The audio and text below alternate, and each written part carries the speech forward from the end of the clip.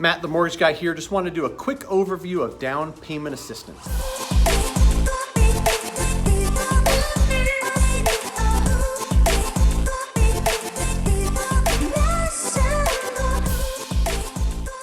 In this video, I'm just going to talk about my opinion. I'm going to talk about some positives, some negatives, and just open up the discussion for anybody who's considering down payment assistance.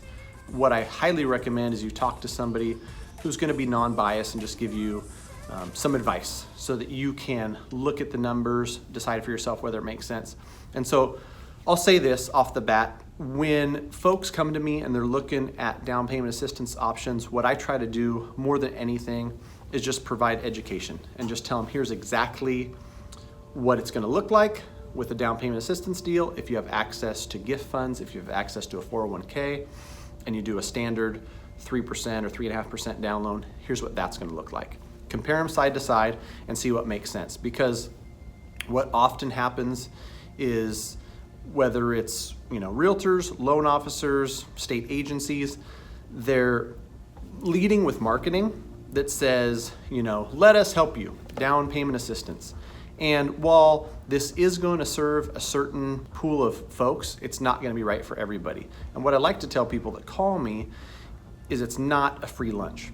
With assistance comes costs, comes higher interest rate, and this may not be the best long-term plan for you. Some of these programs, you're going to owe 105% of what you bought the house for, and you're going to have a higher interest rate. You might not be able to get out of this loan for 5, 7, 10 years, just because of the fact that you started in a negative equity position. So take all those things into consideration. If you're thinking about down payment assistance, without going into the details of it on this video, I'll just say compare it side by side with a standard loan, FHA loan at 3.5% down or a conventional loan at 3% down, and then ask yourself, for this $8,000, $10,000 in down payment assistance, is it worth it? My payment's going to be $200 a month more. I'm going to owe another $14,000, and I'm going to have a second and a third. For some folks, the difference, may not be an issue, and just getting into a home is number one priority.